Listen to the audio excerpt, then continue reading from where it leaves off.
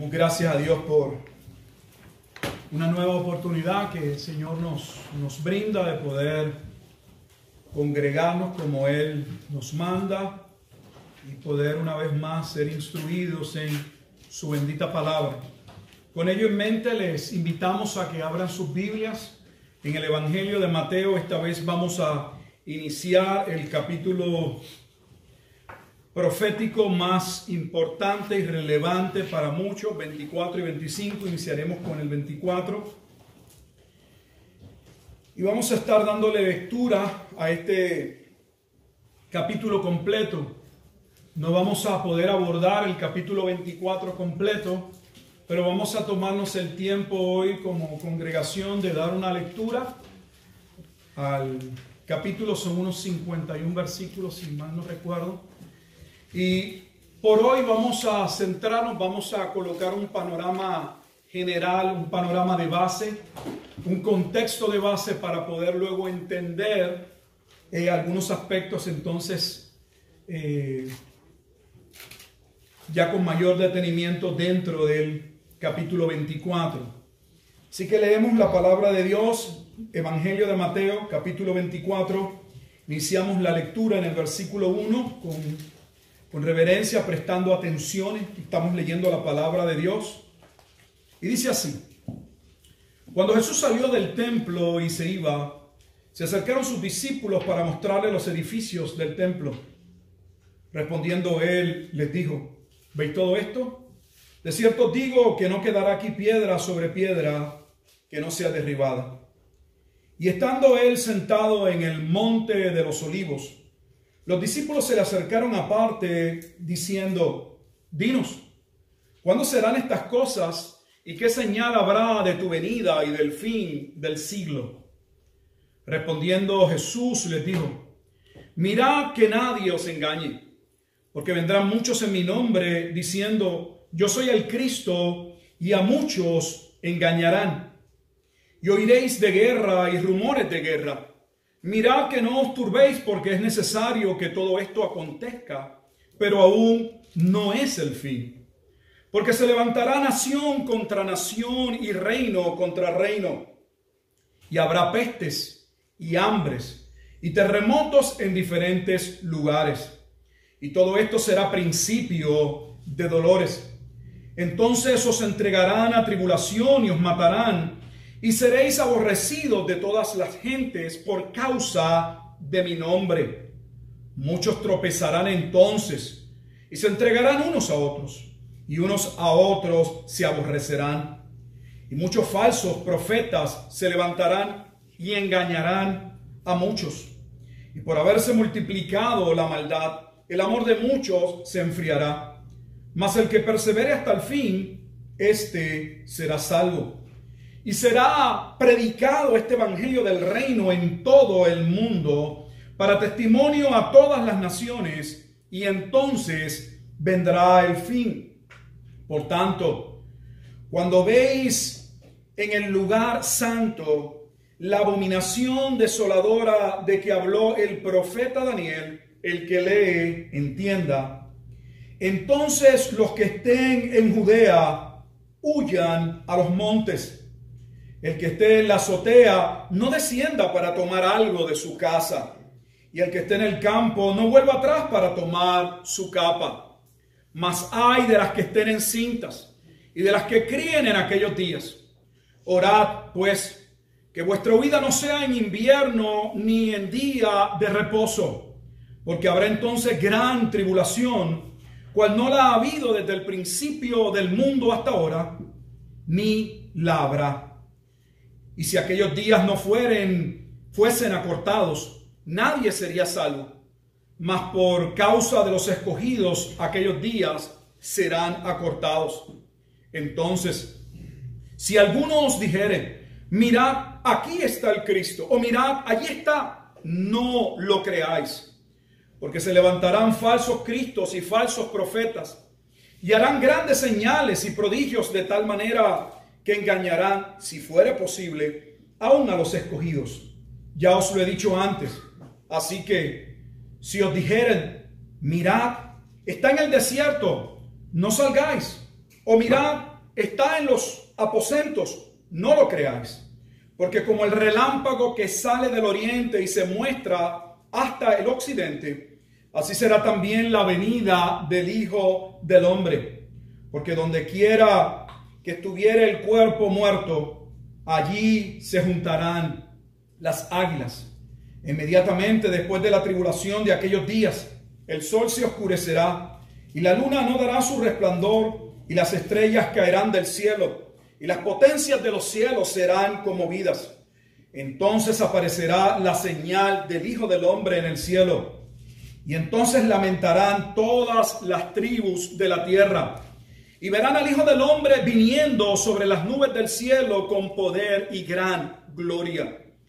Y enviará a sus ángeles con gran voz de trompeta, y juntarán a sus escogidos de los cuatro vientos, desde un extremo del cielo hasta el otro. De la higuera aprended la parábola, cuando ya su rama está tierna y brotan las hojas. Sabéis que el verano está cerca. Así también vosotros, cuando veáis todas estas cosas, conoced que está cerca a las puertas. De cierto os digo, que no pasará esta generación hasta que todo esto acontezca. El cielo y la tierra pasarán, pero mis palabras no pasarán. Pero el día y la hora nadie sabe, ni aun los ángeles de los cielos, sino solo mi Padre. Mas como en los días de Noé, así será la venida del Hijo del Hombre. Porque como en los días antes del diluvio estaban comiendo y bebiendo, casándose y dándose en casamiento, hasta el día en que Noé entró en el arca, y no entendieron hasta que vino el diluvio y se los llevó a todos. Así será también la venida del Hijo del Hombre. Entonces estarán dos en el campo, el uno será tomado y el otro será dejado. Dos mujeres estarán moliendo en un molino, la una será tomada y la otra será dejada. Velad, pues, porque no sabéis a qué hora ha de venir vuestro Señor. Pero sabed esto, que si el padre de familia supiese a qué hora el ladrón habría de venir, velaría y no dejaría minar su casa.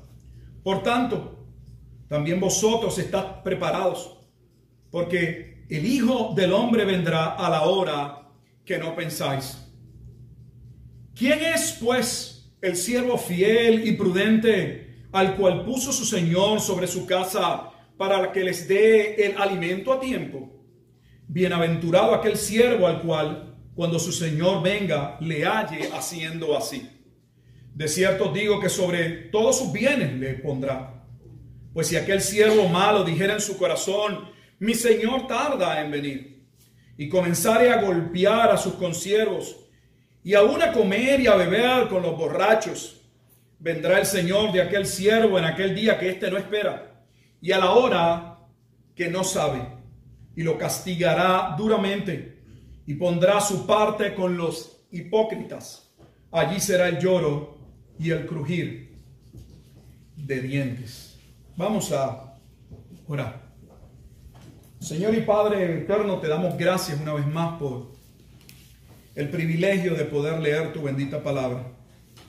Reconocemos con humildad y mansedumbre que requerimos, Señor, de que de la misma forma y manera en que tú has salvaguardado tu palabra, la revelaste y la has preservado para que tu pueblo a través del tiempo conozca, tenga, Padre Santo, una brújula, tenga un punto de referencia para entender lo que es correcto de lo que no lo es, para saber qué es verdadero de lo que es falso, qué te agrada de lo que transgrede tu voluntad, que de la misma manera, por medio de tu Espíritu, abras nuestro entendimiento, nos des ojos para ver, oídos para escuchar y un corazón que continúa bien dispuesto a obedecer la misma. Señor, edifica a tu pueblo por medio de la aplicación de esa palabra al corazón, al entendimiento, de tal manera que nosotros podamos proceder a obedecerla. Pero también, oh Dios, clamamos a ti por aquellos que en tu gracia continuarán siendo llamados a salvación, que ellos puedan, Padre, entender su necesidad de arrepentimiento y entender que solo existe un único camino, solo hay un único mediador, solo hay uno que no dijo conocer la verdad. Él es la verdad. Él es la vida. Y es el Cristo, es Jesús al que predicamos. Te damos gracias, oh Dios, por poder exponer tu bendita palabra. Y lo hacemos con humildad y mansedumbre, creyendo que ella obra y ejecuta, realiza la obra por la cual tú, oh Dios, la has encomendado. Es en Cristo Jesús, pues, quien oramos y damos gracias. Amén. Y amén.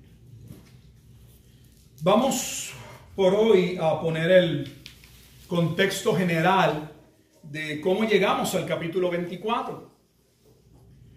Porque podemos tener la tendencia a leer solamente parte de él o ofuscarnos, enfocarnos en una parte de un pasaje, de un versículo, y querer pretender darle una explicación sin ver cómo este capítulo 24, qué relación tiene este capítulo 24 dentro del Evangelio de Mateo. Así que voy a hacer un resumen muy general de algo que ustedes han escuchado, sé que muchas veces, pero es a través de esas repeticiones el que vamos aprendiendo y se nos va agravando, y parte de las piezas que todavía no encajan van hallando correspondencia con los otros versículos que hemos examinado.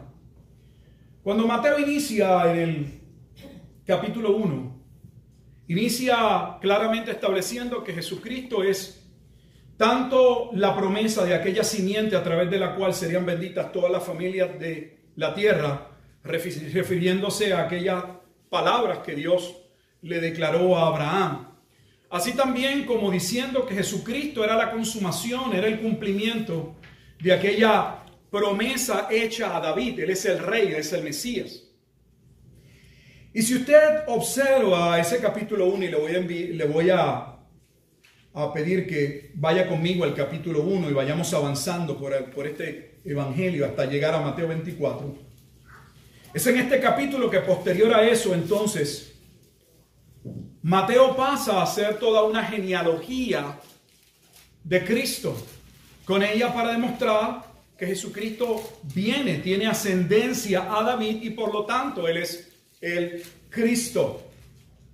Pero hay algo que posiblemente uno puede perder de vista, o simple y sencillamente en una lectura inmediata, sin un análisis detallado, profundo, no darse uno cuenta de cómo están divididas estas genealogías. Y no me voy a detener aquí, pero quiero mostrarles algo que es maravilloso y tiene que ver con Mateo 24 en Mateo capítulo 1.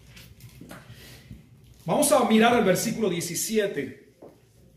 Antes de pasar a Mateo mostrar que Jesús nace también de manera milagrosa, tal y como se le había profetizado a Isaías, que una virgen daría a luz a aquel Salvador. En el versículo 17, Mateo hace la siguiente afirmación. Vea su Biblia, dice: de manera que todas las generaciones, desde Abraham hasta David, son 14. Desde David hasta la deportación a Babilonia, 14. Y desde la deportación a Babilonia hasta Cristo, 14. Si usted observa, Mateo ha colocado esta genealogía, obviamente no es él, es el Espíritu de Dios usándola a él, dividiendo básicamente a rasgos grandes, porque no están cada una de las personas, sino los principales, las personas importantes en esa historia de ese pueblo a través del cual viene el Cristo. Lo divide en tres grupos. Un grupo que claramente va desde Abraham hasta David, o sea, desde el momento en que Dios le da la promesa a Abraham hasta el primer rey conforme al corazón. Y luego va desde David hasta la deportación de Babilonia, donde el pueblo de Judá va a estar allí por 70 años. Y luego va a hablar del evento posexílico, o sea, desde la tercera generación, desde que salen de Babilonia hasta Cristo.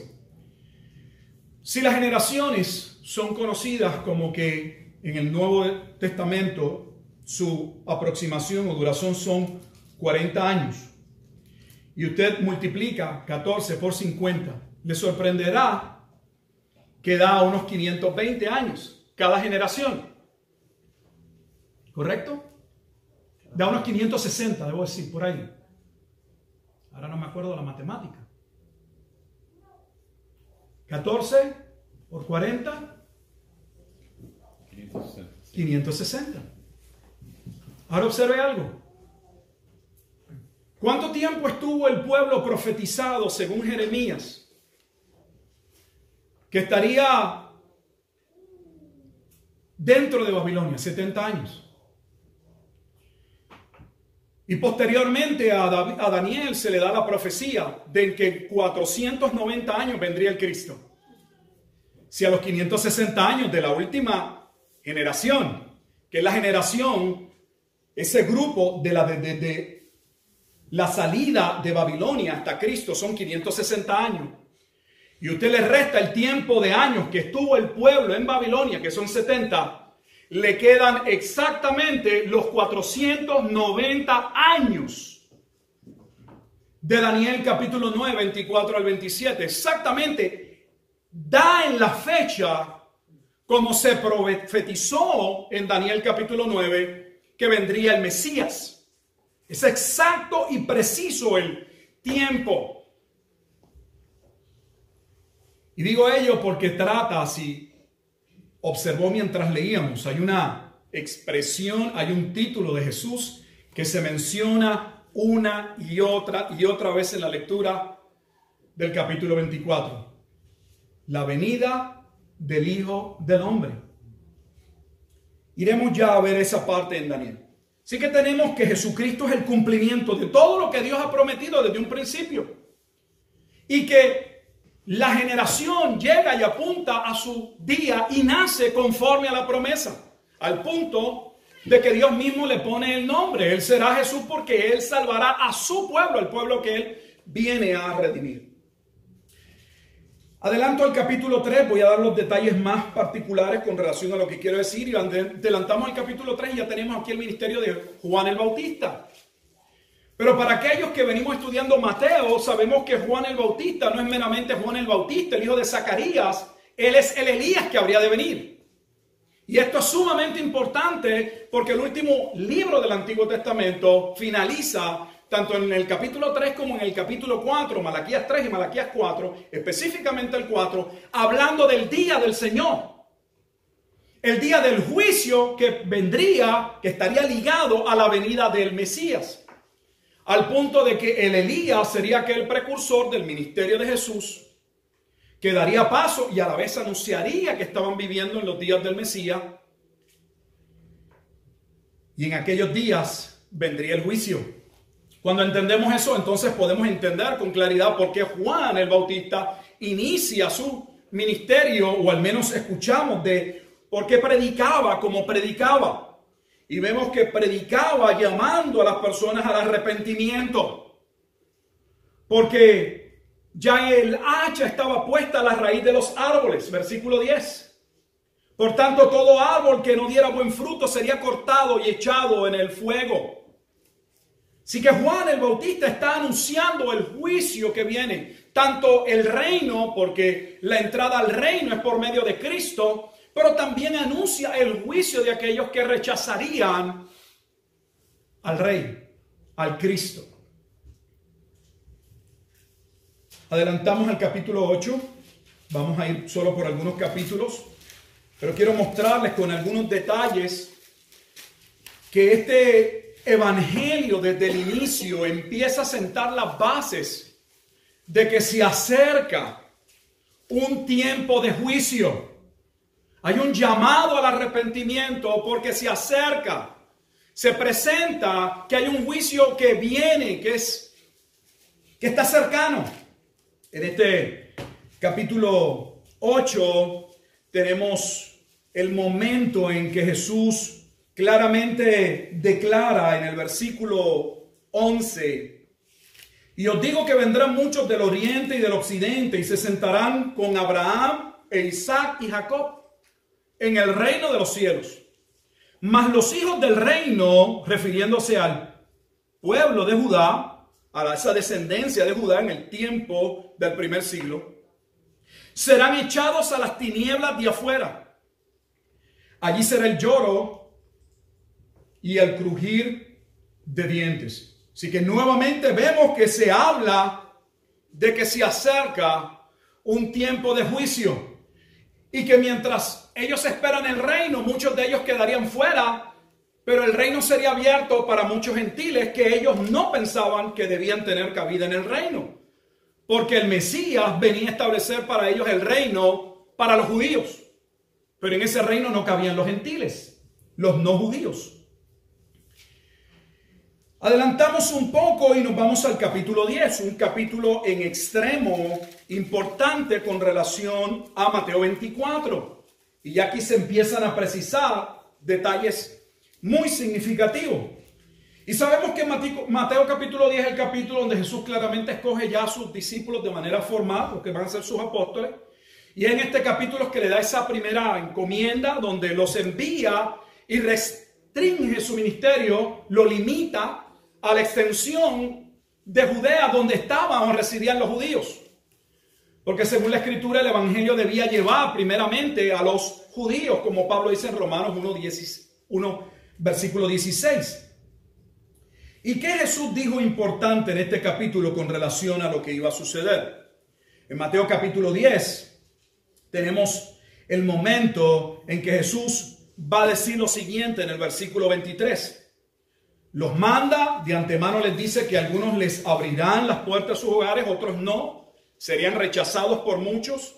Y en el versículo 23 dice, cuando os persigan en esta ciudad, huid a la otra, porque de cierto os digo que no acabaréis de recorrer todas las ciudades de Israel antes que venga, ¿quién? El Hijo del Hombre.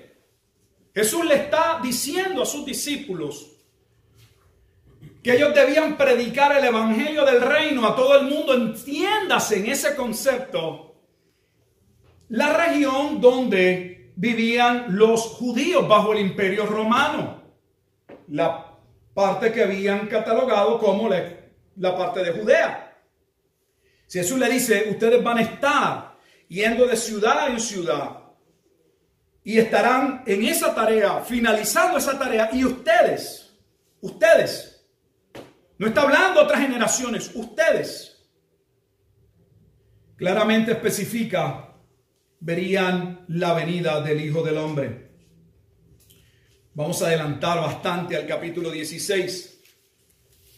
Y en el capítulo 16 tenemos el momento del versículo 13 en adelante de la confesión de Pedro, el momento en que Jesús se aparta por un tiempo, una región básicamente gentil, Cesarea de Filipos, y allí le va a preguntar a sus discípulos qué piensan los demás acerca del Cristo y posteriormente qué ustedes creen con relación a mi persona, quién yo soy para ustedes. Y allí tenemos el momento en que Pedro hace aquella afirmación, tú eres el Cristo, el Hijo del Dios viviente, y claramente Jesús afirma que eso no había procedido de la inteligencia de Pedro, sino que Dios mismo se lo había revelado. Y es en ese capítulo tan importante donde los dos versículos finales del capítulo 16, me refiero a 27 y 28, Jesús hace la siguiente declaración. Porque el Hijo del Hombre, observe que vuelve sobre el tema del Hijo del Hombre. Porque el Hijo del Hombre vendrá en la gloria de su Padre con sus ángeles. Y entonces pagará a cada uno conforme a sus obras. Así que esa venida ya nos está especificando, versículo 27, que es una venida ¿en qué? En juicio, para pagar conforme a las obras. Ahora, observe el versículo 28. De cierto os digo que hay algunos de los que están aquí, y principalmente allí los que están son sus discípulos, sus apóstoles, que no gustarán la muerte, que no estarán dispuestos a morir, que no darían su vida con gusto por causa del evangelio todavía, hasta que hayan visto la venida o al Hijo del Hombre viniendo en su reino. Nuevamente el versículo 28 claramente señala que al menos algunos de ellos estarían vivos.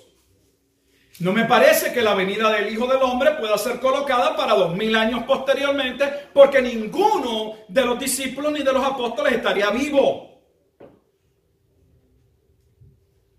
Vamos al capítulo 21 de Mateo. Ya casi llegamos al 24.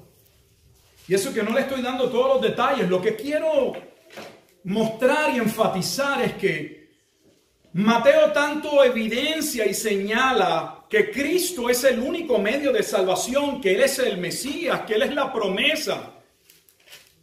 Pero también habla de un aspecto que hemos hablado en otras ocasiones y que muchas iglesias desconocen porque no se les enseña. Que la venida del Hijo del Hombre, la venida del Cristo, la venida del Mesías, la venida del ungido, no solo traería salvación sobre un remanente. Nos enfocamos en la salvación y lo entiendo. Pero el Antiguo Testamento claramente, cada vez que coloca al Hijo del Hombre, cada vez que coloca al Mesías viniendo, presenta el juicio. Pero nosotros no vemos ese juicio porque nuestra tendencia es inmediatamente a excluir que ese juicio pueda ser relativamente cercano a la venida del Mesías y pensamos, sí, va a haber un juicio, no dudamos, pero es un juicio al final del mundo. La Biblia habla de dos juicios. Hay un juicio que vendría como cierre del antiguo pacto contra el pueblo de Judá. Lo vamos a ver. A ellos el reino les sería quitado y les sería dado a otro pueblo. El cierre del antiguo pacto no puede cerrar, no puede concluir, no puede finalizar sin que traiga de la mano los juicios por la violación del pacto. Por lo tanto, la venida del Hijo del Hombre es el juicio que cierra, que culmina, que finaliza el antiguo pacto con relación a esas promesas y a ese pueblo, para dar paso al nuevo pacto, en términos no de una nueva institución, de un nuevo pueblo, sino de aquel pueblo que habría sido preservado y que de ahí se desprendería lo que nosotros llamamos la iglesia, donde ahora la iglesia es redimida no por un sistema de sacrificios en un templo hecho de hombre, aunque claramente constituido por Dios, pero temporal y siendo sombra de lo que Cristo haría, sino que la iglesia es salva por medio de la obra acabada, finalizada, testificada, profetizada en el Antiguo Testamento y cumplida a cabalidad en la cruz. En el capítulo 21, y yo sé que esto lo he venido repitiendo todos los domingos, este es el capítulo donde inicia la última semana del ministerio de Jesús. En ese 28 capítulos y del 21 al 28 son solo de la última semana. Observe si esta semana es importante. Y esta semana inicia con la entrada de Jesús de una manera no particular. Y hago mención de esto porque tiene que ver con Mateo 24 cuando lleguemos. Es el profeta Zacarías a quien se le revela que el Mesías entraría a Jerusalén sentado en un asno, en un pollino, no en un caballo, no venía a levantar un ejército. Vendría manso y humilde. Ese Mesías, el liderato, no lo recibió. Retaron su autoridad. Y en este capítulo 21 hay una parábola que ya la discutimos, muy importante, la parábola de los labradores malvados.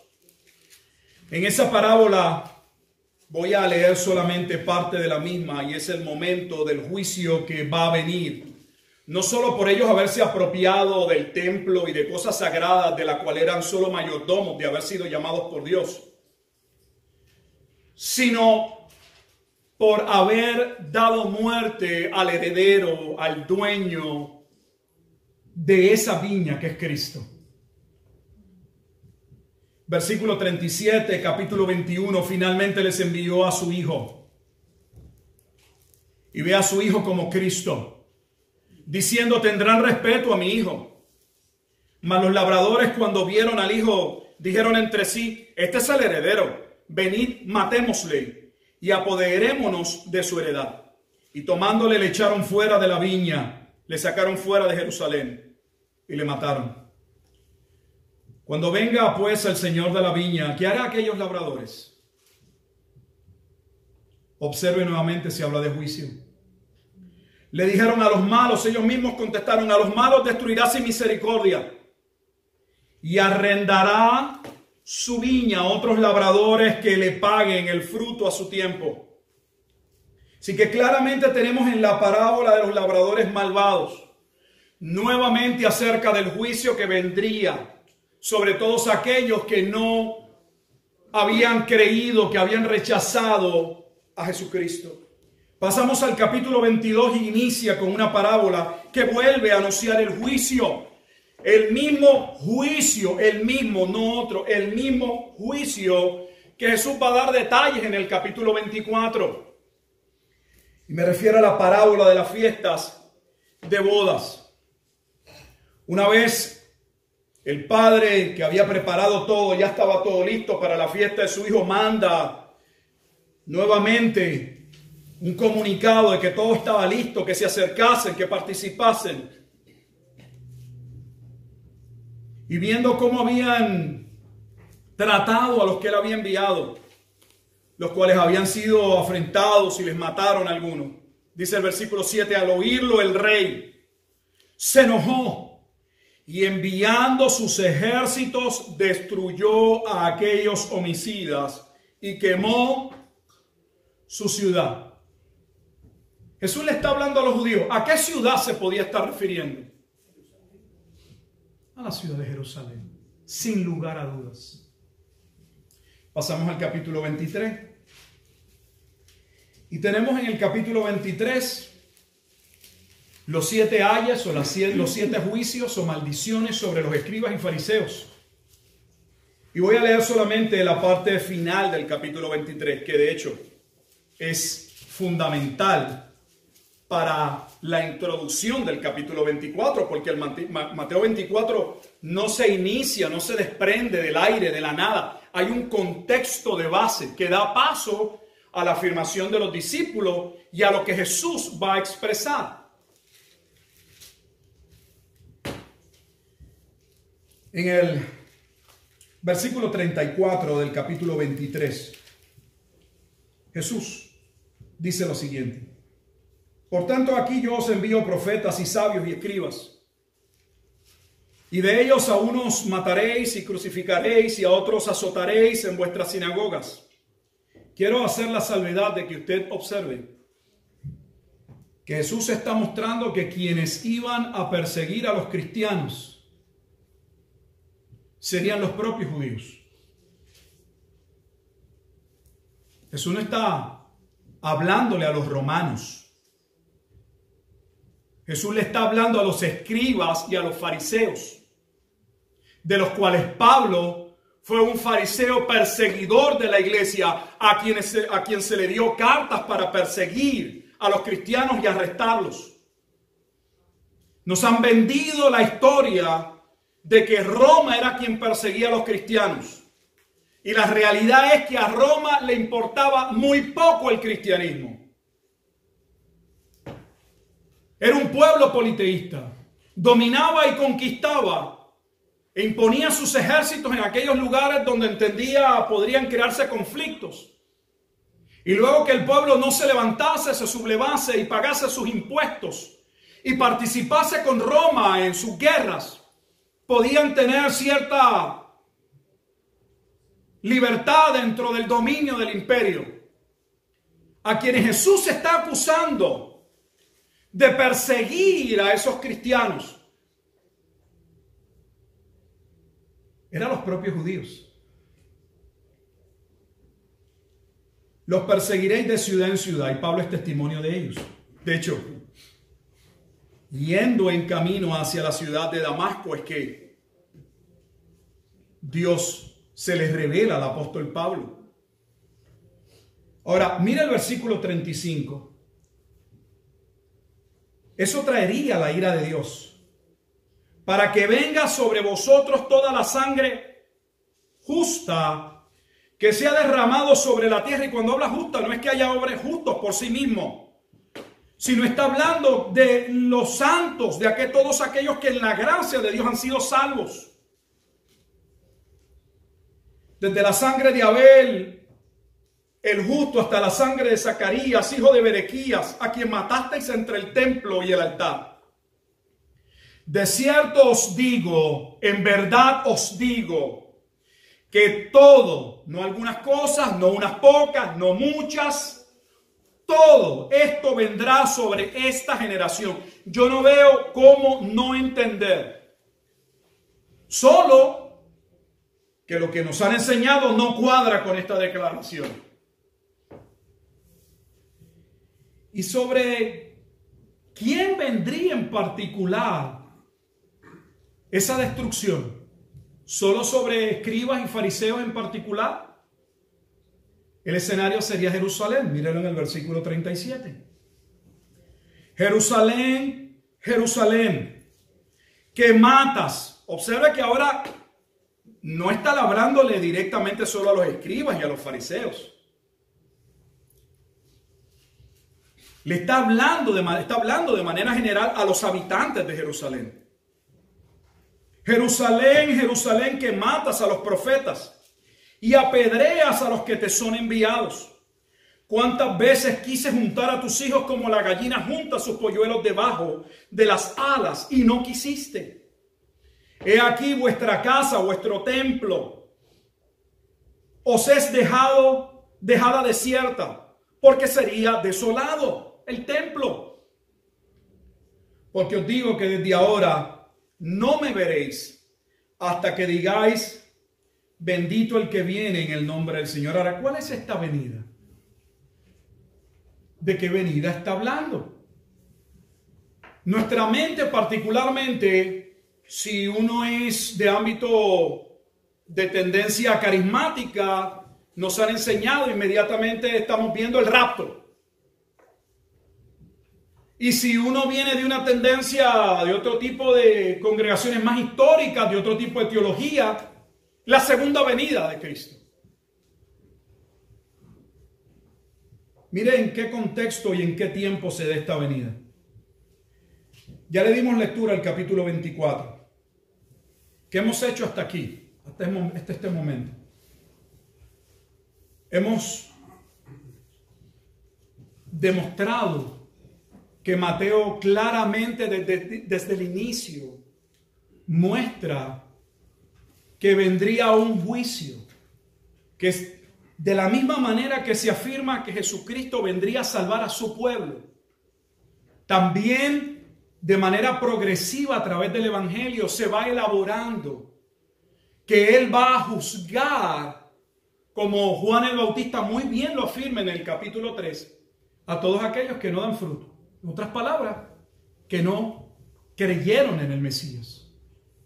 Y una y otra vez se evidencia en Mateo que ser judío o tener ascendencia judía no te da paso a ser parte del reino.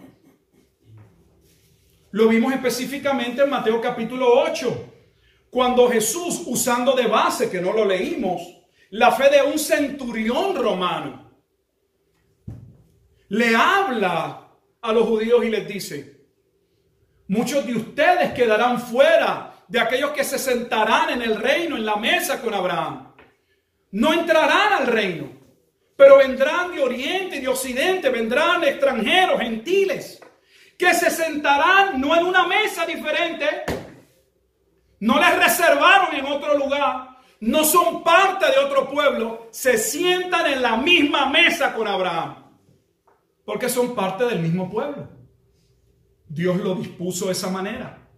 Efesios lo enseña en el capítulo 2, capítulo 3. Gálatas capítulo 3 claramente dice que todos aquellos que creen tienen por padre a Abraham. Ahora me gustaría, y con esto vamos a terminar por hoy, porque el tiempo avanza, no vamos a entrar en muchos detalles, pero es necesario todo este panorama. Ahora me gustaría hacer dos cosas. Hemos visto el contexto del propio evangelio, o sea, cómo interpretar, cómo llegar hasta aquí. Si uno está parado en Mateo 24, no podemos hacerlo sin ver el evangelio. Pero este evangelio, o lo que Jesús está comunicando, no parte de la nada. ¿A qué me refiero?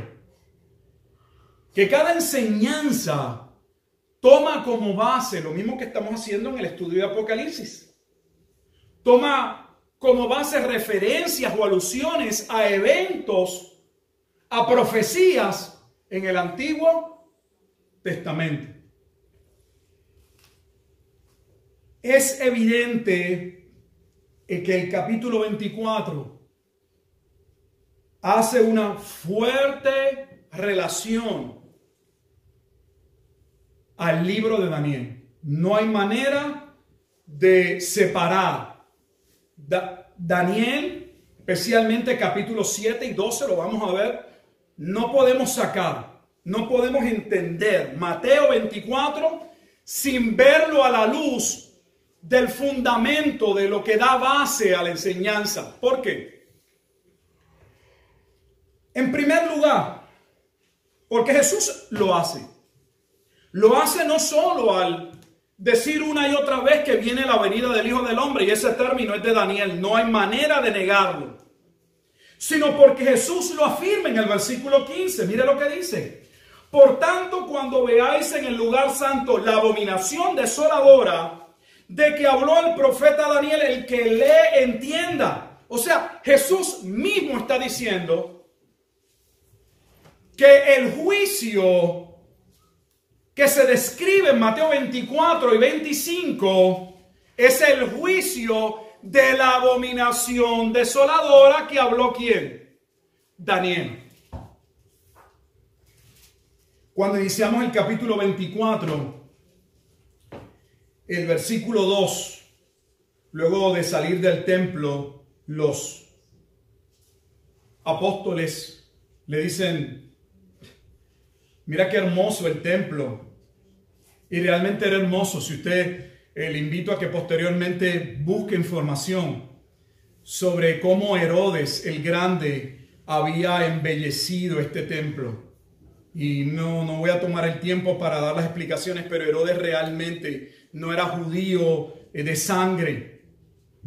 Pero Idumea, la región donde él había crecido, había sido en un momento dado conquistada en el tiempo de los asmoneos, o sea, en el tiempo intertestamentario, entiéndase después del año 164, cuando los judíos se rebelan contra el imperio griego. Hubo casi un periodo de casi 100 años de libertad, del año 164 hasta la entrada del general Pompeo en el año 63. Y ellos comenzaron a tratar de conquistar aquellas tierras que habían perdido en el cautiverio y de imperio en imperio. Y uno de los lugares que conquistaron fue Idumea. Así que Herodes el Grande era un idumeo que había sido llevado y forzado, como muchos, a hacerse, a convertirse, a judaizarse. Y ya que él no tenía en ese sentido sangre, se casa con una asmonea, con una mujer que sí tenía sangre judía. Y él, para favorecer el pueblo, entonces, el templo que había sido reconstruido después del exilio, que ellos mismos lloraron porque cuando lo vieron dijeron: esto no tiene nada de belleza lo que había hecho Salomón. Ese templo fue hermoseado de tal manera que era una de las básicamente maravillas del mundo antiguo. Roma no quiso aparentemente en un momento destruirlo, pero Jesús dijo que sería destruido y fue destruido. Ahora, esa destrucción del templo que Jesús plantea en el versículo 2, y respondiendo él, cuando ellos le hablan del templo, lo hermoso, ¿veis todo esto? De cierto os digo que no quedará aquí piedra sobre piedra que no sea qué. ¿Dónde se afirma la destrucción de este templo? En Daniel. Vaya conmigo a Daniel, por mostrarle algunos. Daniel capítulo 9.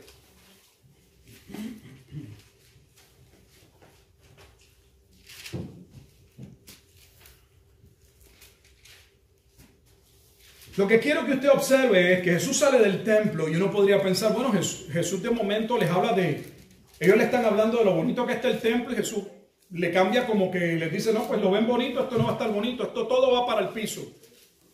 Y uno podría decir, bueno, pero él los tomó por sorpresa. No, no los tomó por sorpresa. Ya había profecías de que el templo sería destruido. Esa profecía claramente está en Daniel. En Daniel capítulo 9, voy a leer el versículo 26. Daniel 9, 26.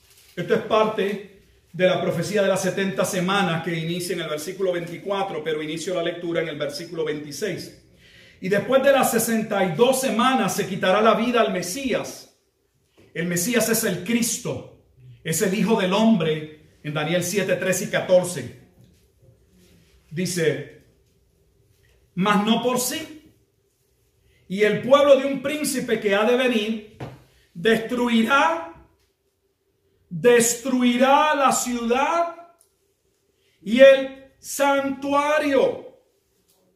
Por lo tanto, cuando Jesús está anunciando la destrucción, no está diciendo una profecía, no está vaticinando algo nuevo. Les está recordando lo que los profetas ya habían testificado. No era un anuncio que acababa de darse y nadie lo sabía, era por primera vez escuchamos que el templo va a ser destruido. ¿Cómo es posible? No. Ya Daniel había profetizado que luego de la llegada del Mesías y su muerte, luego de ello vendría la destrucción. Es la misma destrucción que está hablando Jesús en Mateo 24:15. Más aún, cuando adelantamos la lectura al versículo 27, estamos en Daniel 9. Dice, y por otra semana confirmará el pacto con muchos, y a la mitad de la semana hará cesar el sacrificio y la ofrenda. Después, con la muchedumbre de las abominaciones, vendrá el desolador. Y hemos hablado a aquellos que siguieron nuestro estudio de Daniel, que la palabra desolador aquí es traducida, o al menos como está colocada, parece se referirse a una persona, y no es un nombre propio. Está hablando de un juicio. Lo que está diciendo es que por causa de las abominaciones de los judíos vendría la desolación, el juicio. Y lo voy a mostrar. Hasta que venga la consumación y lo que está determinado se derrame sobre los desolados. Pero aquí vuelve y lo coloca sobre el desolador y parece ser una persona. Pero independientemente de si usted lo quiere ver como que hay un anticristo, claramente lo que sí es no debatible es que el templo sería destruido. Sí que lo que Jesús está planteando, lo que Jesús acaba de afirmar, no era nuevo. Hemos dicho que Daniel capítulo 12 expande detalles de lo que iba a pasar en ese momento. Y ahora que quiero que vea la relación que hay entre lo que Jesús está diciendo y el libro nuevamente de Daniel. Mire en Daniel capítulo 12, versículo 1, dice, en aquel tiempo se levantará Miguel, el gran príncipe que está por parte de los hijos de tu pueblo, y será tiempo de angustia, cual nunca fue desde que hubo gente hasta entonces. Pero en aquel tiempo será libertado tu pueblo, todos los que se hallen escritos en el libro. Si usted mira, no tiene que tener una Biblia de estudio. Hay una referencia a Mateo capítulo 24, versículo 21. Ese tiempo de angustia que Jesús está hablando, que hasta sería cortado, procede de Daniel capítulo 12. De hecho, sabemos que no es un desolador, es una desolación, porque Daniel 12 lo afirma. ¿Por qué lo afirma? Porque está hablando del mismo evento. Y mire lo que dice, estamos en Daniel, y vamos a ir específicamente al versículo 11. Y desde el tiempo que se ha quitado el continuo sacrificio hasta la abominación hasta la abominación desoladora. O sea que cuando Jesús está dando la profecía de Mateo capítulo 24, antes de empezar a especular, porque ya están los pastores hace tiempo haciendo lo mismo que se ha hecho en todas las generaciones. Hoy hay guerra, dicen que China viene, estamos peste, el COVID, y ya todo el mundo entiende, estamos viviendo Mateo 24. Si usted estudia algo, cada vez que han habido eventos como este a través de la historia, allá sale alguien que posiblemente lo hace según él con el corazón y el buen deseo de, no sé, de traerle a la gente a Cristo. Con miedo no se trae a la gente a Cristo. Si alguien podía hablar del infierno, si alguien podía dedicarse a hablarnos del horror, del terror, de lo que nos espera sin Él, era Jesús. Pero su mensaje no se centró en eso. Y tenemos predicadores que lo único que les gusta es la fascinación y la especulación para ver si con miedo las personas vienen a Cristo. Pues no han leído Apocalipsis, porque claramente afirma que aquellos que no fueron sellados por Dios, ninguno se arrepintió. Si la palabra de Dios y el Espíritu de Dios no trae a un alma a Cristo, porque cambia el corazón y lo prepara para entender que es un pecador y para entender su necesidad de Cristo, ¿cree usted que con sus palabras y mis palabras, cree que usted que Dios nos necesita para hablar de llamas y de fuego y de que los gusanos no terminan, que nuestra carne arderá en el infierno para traer a las personas a Cristo? Ciertamente el infierno es una realidad. Pero el mensaje del infierno no puede bajo ninguna manera sobrepasar el mensaje de la centralidad de la obra de Cristo. Sí que está hablando de la abominación desoladora. Y quiero que observe algo, ya el tiempo se nos va, pero quiero hacer un segundo acercamiento antes de finalizar. Me gustaría por hoy por lo menos que pudiéramos ver que para interpretar Mateo 24 necesitamos verlo a la luz de Daniel y de Zacarías. Ese sí que le va a sorprender, porque estoy seguro que no ha visto la relación. Hay no menos de 5 referencias directas a Zacarías que nunca son mencionadas. Para empezar, y me adelanto, el que esta profecía se haya dado específicamente sobre el Monte de los Olivos. Porque es precisamente en Zacarías 14 donde se habla del día del Señor y del juicio, y donde está parado el que anuncia el juicio, el que habla del juicio, es en el Monte de los Olivos.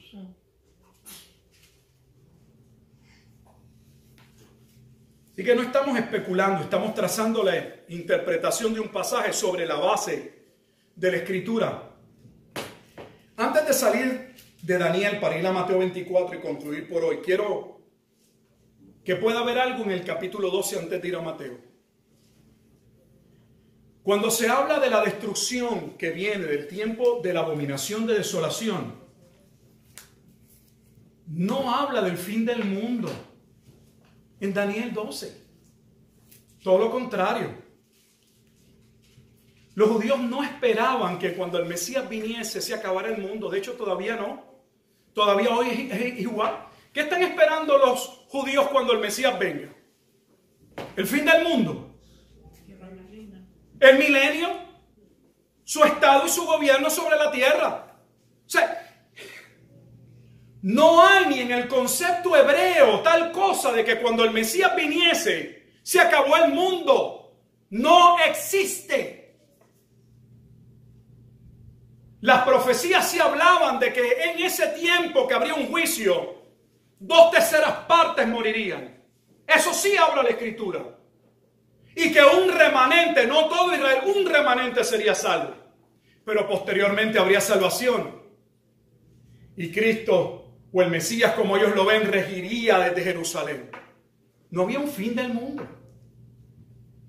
Había un cambio de un eón, de una era hacia la era del reino, del llamado milenio.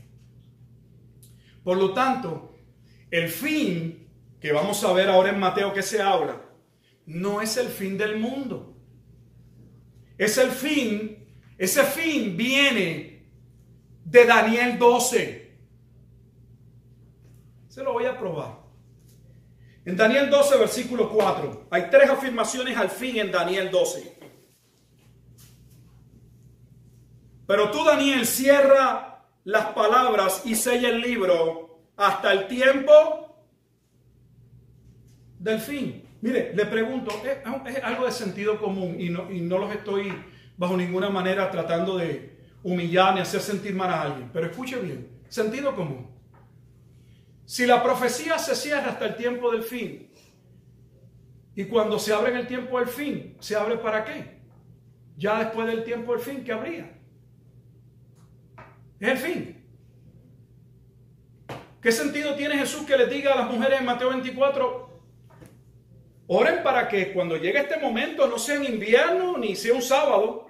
Oye, si es el fin y todo se va a desvanecer, piensa, pueblo, por amor a Dios. Vivimos en un tiempo donde los sentidos son los que gobiernan. Si todo va a explotar, si el mundo va a entrar en llamas, si se acabó el mundo, ¿qué punto tiene decir si es en sábado o si es en frío? Es el fin, se acabó.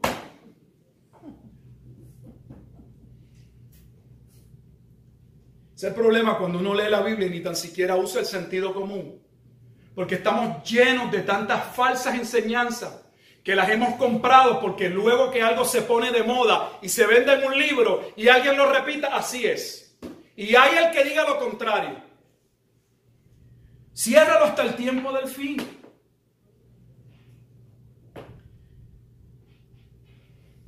Mira el versículo 9.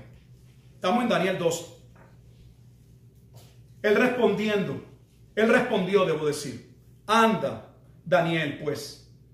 Estas palabras están cerradas y selladas hasta el tiempo del fin. El último versículo de Daniel 12, como concluye el libro de Daniel. Y tú irás hasta el fin y reposarás y te levantarás para recibir tu heredad al fin de los días.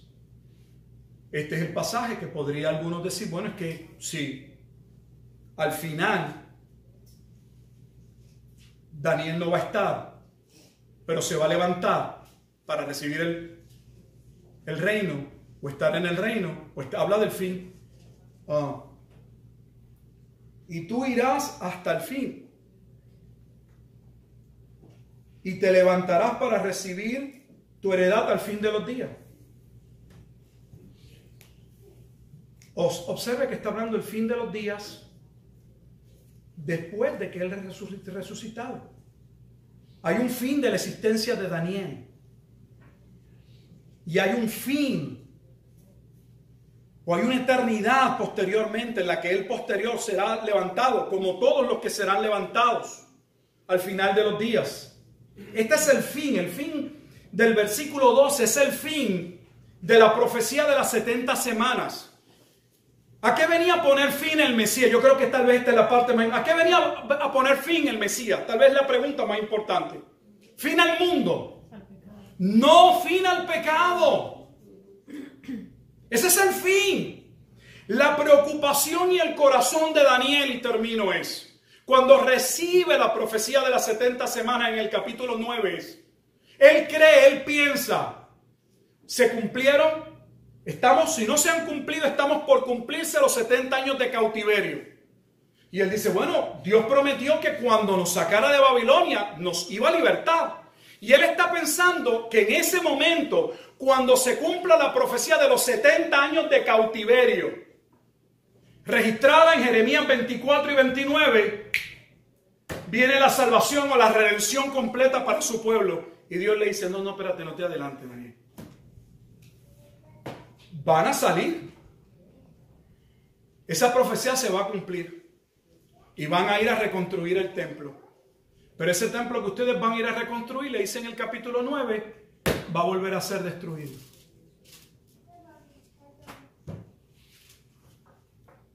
ese templo va a ser destruido.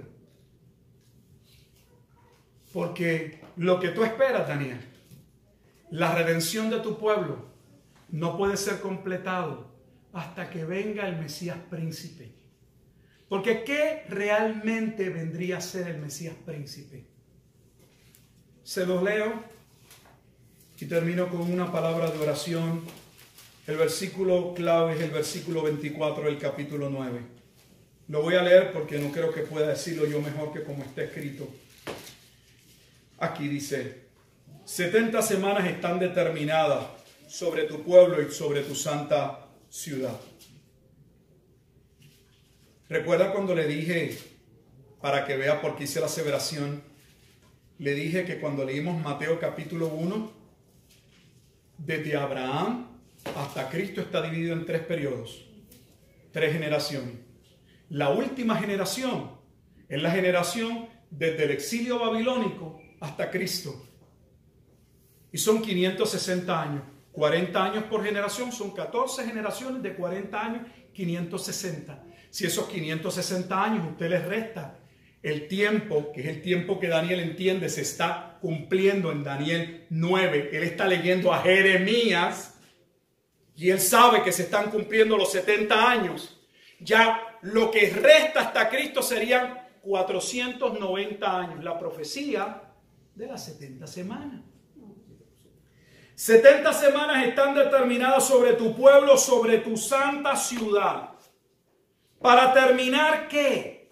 El mundo. Para terminar la prevaricación. Poner fin al pecado y expiar la iniquidad. Para traer la justicia perdurable y sellar la visión y la profecía. En otras palabras, cumplir la profecía. Y ungir al santo de los santos. ¿Qué era lo que se le debía poner fin? Y que a la vez traería una nueva era, un nuevo siglo. El fin era el fin del pecado. Ese fin estaba asociado, por un lado, al fin del pecado y por un lado al establecimiento de lo que sería el reino de Dios. Por eso, cuando usted ve Mateo inicia y se enfoca, cada vez que habla del Evangelio, dice que Él los mandaba a hablarles, a predicarles y a decirles: el reino de los cielos se ha acercado. Porque ponía fin a una cosa para dar paso a la otra. Ese era el fin. Era una transición. Jesús sería el cumplimiento del antiguo pacto para dar paso no solo a la salvación de ese pueblo a través de la redención o la justicia perdurable que Él traería, sino a la vez para iniciar el periodo del reino hasta su consumación en su segunda venida. El próximo domingo veremos todavía algunos detalles, se nos quedaron muchas cosas importantes de Daniel. Y si usted puede, le invito a leer Zacarías. Se va a sorprender de Zacarías. No creo que Zacarías sea un libro que muchos de nosotros hemos leído. Zacarías tiene 14 capítulos y una de las cosas importantes del libro de Zacarías es que Zacarías es uno de los profetas post-exílicos, más o menos 520 después de Cristo, o sea, después que el pueblo posteriormente va a ser libertado. Es uno de los profetas que le habla al pueblo y le anima a trabajar en la reconstrucción de ese templo que va a ser destruido. Pero mientras trabajan en ese templo, se les dice a Zacarías, y lo veremos, es glorioso, que Dios levantaría un templo que no necesitaba muros. Básicamente la primera obra de la reconstrucción de ellos fue comenzar a trabajar en los muros, por el miedo a ser invadido. Pero se le habla de un nuevo templo en que Zacarías ve y un ángel le dice: Jerusalén será reconstruida sin muros, porque Dios mismo es la ciudad de Apocalipsis. Dios quiera podamos ir viendo. Yo sé que son muchas cosas, yo lo comprendo, son muchos pasajes, muchas referencias, Es más fácil que alguien le traiga un cuento, ya un libreto y más o menos una secuencia tipo Left Behind y ya usted verá, pues se aprende la historia, no tiene reto de estudiar ni de confrontarse con pasajes que a veces son difíciles y bueno, ya se aprende el libreto y tiene su historia y ya necesitamos estudiar. Mientras más, con toda humildad le digo, mientras más estudio la Escritura, más me doy cuenta de lo poco que sabemos.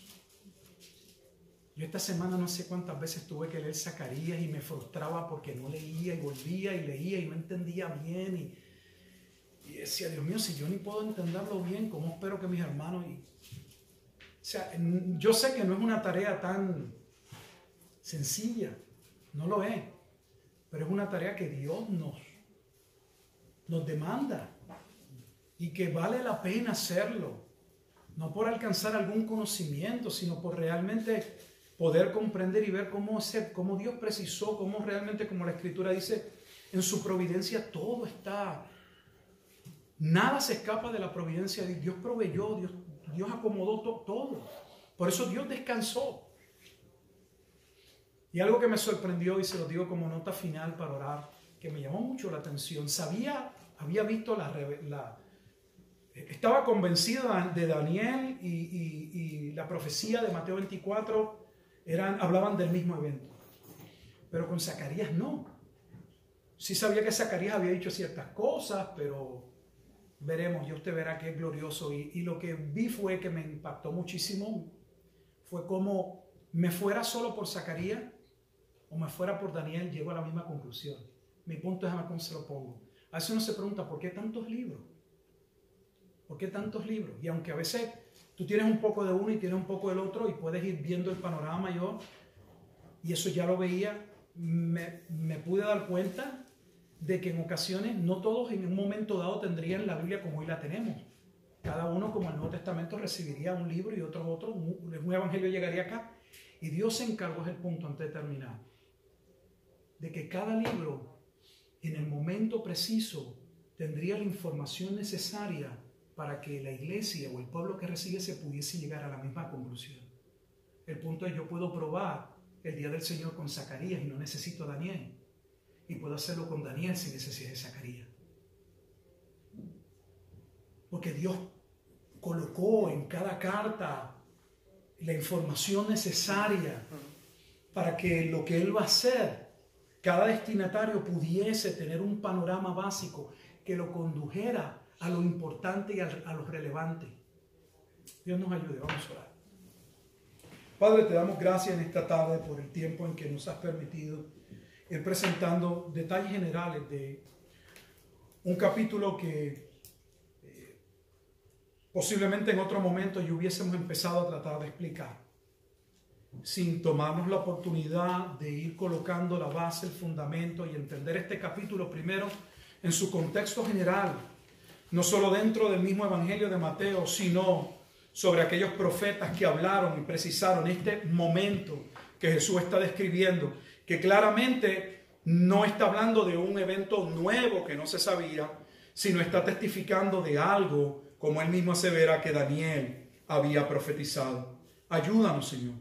Danos hambre, pasión, deseo por tu palabra, pues ella es vida, ella es verdad, ella es pan al alma. Ella corrige nuestros pensamientos, santifica nuestra alma, es lumbrera nuestro camino, es todo, porque no es palabra, eres tú, Dios. Es tu palabra, eres tú, es tu soplo. Eres tú obrando por medio de ella.